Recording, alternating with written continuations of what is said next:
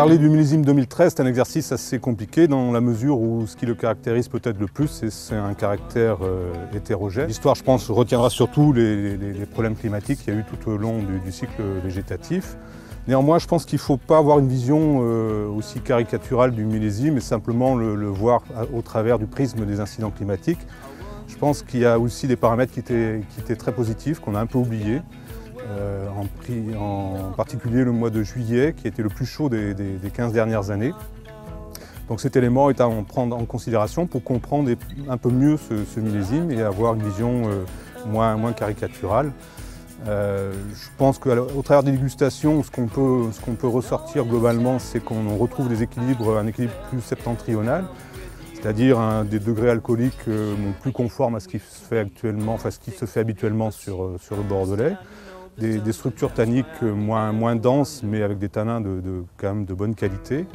Et surtout une grande fraîcheur aromatique, une palette aromatique qui s'exprime sur le fruit frais. Ce millésime clairement a été sauvé et on a aujourd'hui des vins certes en très faible quantité mais qui développent de très belles aromatiques. Les vins n'ont aucun caractère végétaux puisqu'on a eu un très bel été qui a quand même permis aux raisins de mûrir. On a dû vendanger très rapidement. À la Lagune, on a vendangé en 9 jours au lieu d'un mois habituellement. On a réussi à gérer ces conditions assez difficiles. Ce millésime est né un peu dans la douleur, garde ce mois de retard qu'il a depuis le départ, donc les vins sont beaucoup plus jeunes que ce qu'on a l'habitude de déguster habituellement. C'est un petit peu les raisons pour lesquelles à la Lagune aujourd'hui je ne me sentais pas prête à faire un échantillon assemblage définitif. Les premières impressions sont toujours très agréables malgré tout, malgré un millésime qui partait assez difficile, parce que je fais partie de ces exploitations viticoles qui ont subi la grêle malheureusement. Donc on a tout récolté un petit peu en urgence, mais on se retrouve avec de très jolis vins, en blanc notamment. On est plutôt sur des vins frais avec une belle tension, de très jolis arômes. On va être plutôt sur des arômes zestés. C'est un millésime qu'on a pas mal décrié. Bien sûr, beaucoup le redoutaient. Beaucoup de dégustateurs, beaucoup de vignerons déjà avaient décidé de ne pas présenter leur bordeaux supérieur.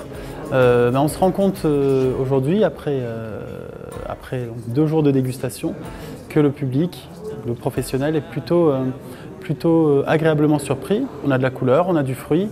Alors on n'a pas des structures comparables à 2009 ou 2010. Finalement, moi ce que j'ai goûté à droite à gauche, et puis les vins que je goûte, mes vins, les assemblages, c'est plutôt bon. Je ne vais pas dire que c'est très bon, mais c'est plutôt bon. Maintenant, c'est les volumes, quoi. Voilà, c'est bon, je fais 30 hecto-hectares, si ça se trouve, je vais en faire que la moitié du grand vin. C'est pas encore tout à fait défini ce que je vais faire, donc ouais, c'est bon, mais c'est peu.